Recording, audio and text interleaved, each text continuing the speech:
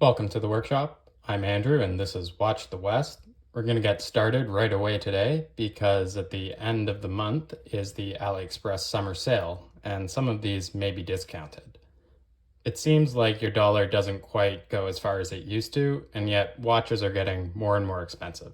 So this is my top 5 picks under 100 US dollars that I also have hands-on experience with. First up is one of these pseudo vintage Chinese watches with the Tongji or unified movement. I say pseudo because the jury is still out on whether these are truly new old stock or whether they've been newly produced on legacy tooling. Either way, they're an insane value, especially if history matters a bit more to you than, say, specifications. For 36 US dollars for a mechanical hand wound movement, it's really hard to pass up. Now the movement, the Tongji, is typically considered a sort of bottom shelf movement, and that's especially the really rough skeletonized versions that you see sold without a brand. For that reason, I stuck with the 19 jewel one here. Honestly, I don't know if that really is going to increase the quality, but I feel like it gives you a good baseline and you'll be able to eliminate most of the lemons that way. I particularly chose this Baihua because I really like the silver hexagon on the dial here. And you also see Shanghai branded watches like this, and they also have these short hands. But because of the longer indices, the short hands, they don't quite clash with the dial as much. The real downside with this watch is the 19 millimeter lugs. So this is just a Speedle Amazon strap. It's my sort of go-to 19 millimeter strap. And that's going to reduce your choices a little bit. And I would honestly, I wish they just sent this head only because like the strap here, boy. That is awful. That is some plastic crocodile right there. But again, 36 bucks, you can't complain. Yeah. The 37 millimeters listed is clearly a bit optimistic because the diameter is much closer to 35.5 to 36 millimeters. The lug to lug length is 42 millimeters. Or 43 millimeters.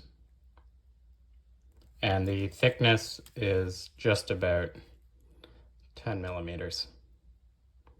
It does wear rather nicely because of this round shape, and the bright dial sort of adds to the on-wrist presence.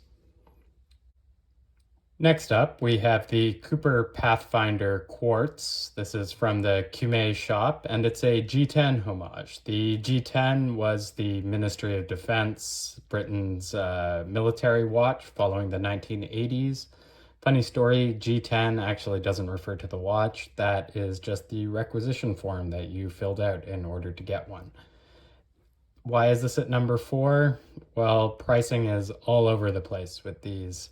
When I first bought this, they were going for 55 Canadian. That's like $42 US. And if you bought 2, that was like an extra 10% off.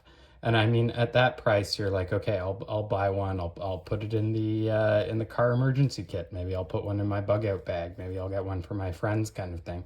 But now they're up at like $69. Nice, but that's just way too much money for what they're asking for here. And I think maybe if they were to replace this with a mecha quartz movement and throw a sapphire crystal on there, you'd be completely justified in that price. But at this point, it's still very much under 100 US dollars. But I think that you should keep an eye on this sale and see if these start to come back to reality. Including the crown guards, we are just under 39 millimeters in diameter. The lug to lug is just about 45 millimeters in diameter, and the thickness with that flat mineral crystal is 10 millimeters. This comes on a black NATO strap, and I've swapped it to this Baltic blue and white one, which comes from cheapest NATO straps at the clearance section. Number 3 is my personal favorite. It's been called the Seagull Blue label because of the colored logo here. And let's be honest, it looks a lot like an envelope too. I found this because I was looking for Seagull ST5 movements.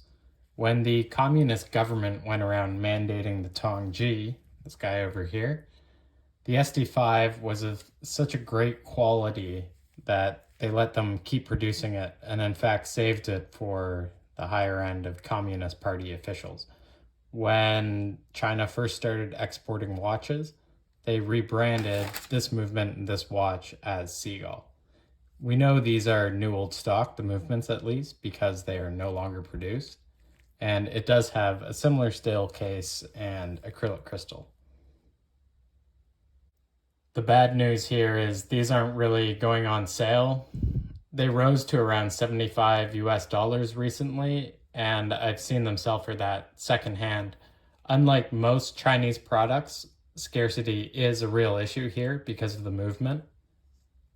Ignoring specs, the real downside is the short hands, and that's something that you'll just have to live with. It is a vintage watch. That you do have this spicy red painted seconds hand.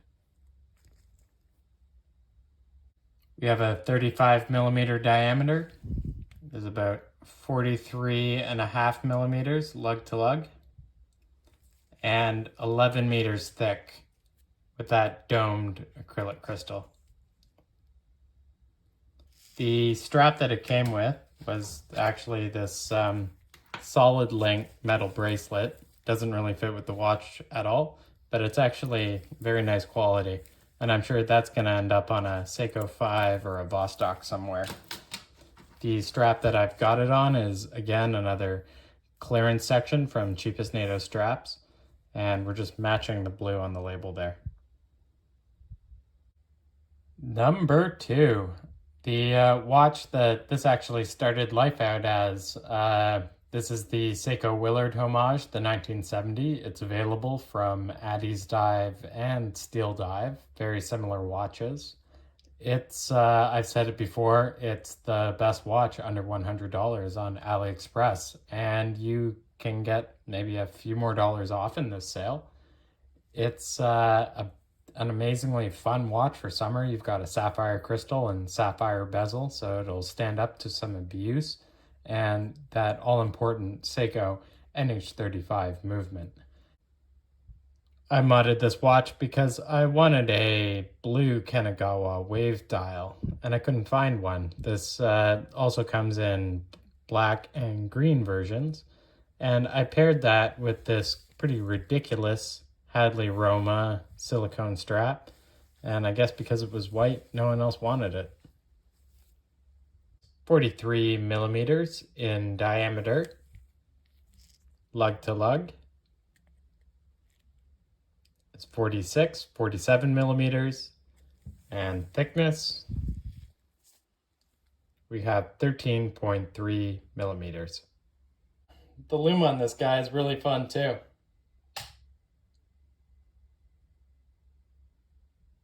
In first place, we have yet another white dialed dress watch.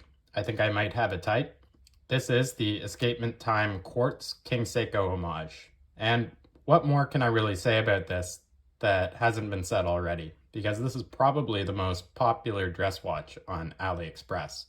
It's really well known for those finely finished hands and indices, as well as this nice polished stepped case. Our movement here is Seiko's VH31 Quartz, and the benefit is we get the ease of use of a quartz, but the second hand actually ticks 4 times a second. So not as smooth as a mechanical watch, but not nearly that jarring 1 second tick. The strap I have it on is for my local wholesaler. Look it up, it's an Alpine 324. This usually doesn't make my sales list for the simple reason that this guy never discounts his watches. And for once, you can actually get a whole $1 off. So that brings it to around 78, 79 US dollars.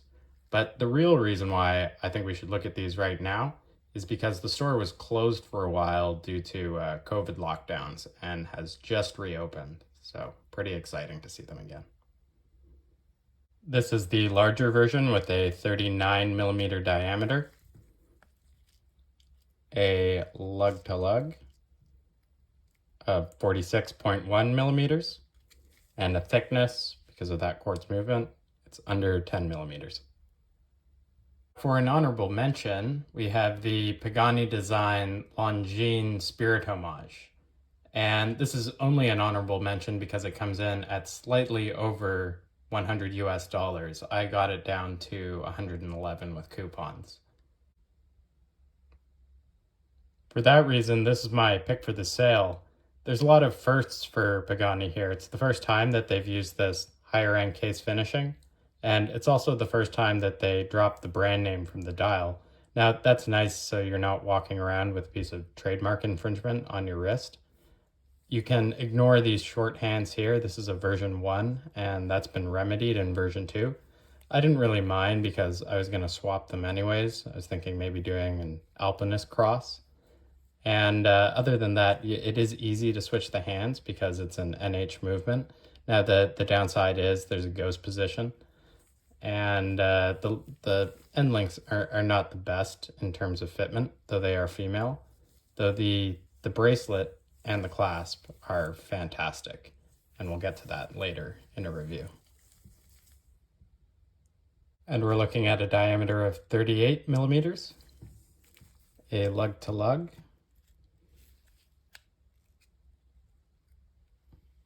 of 45 millimeters, and a thickness of 13 millimeters with a very slightly domed sapphire crystal. The sale runs up until the end of June. I'll leave links to these in the description if you're interested. It might be surprising, but eventually I will run out of watches, so I would love it if you hit that subscribe button because it really helps when I'm talking to manufacturers. Until next time, this is Watch the West, and thank you for watching.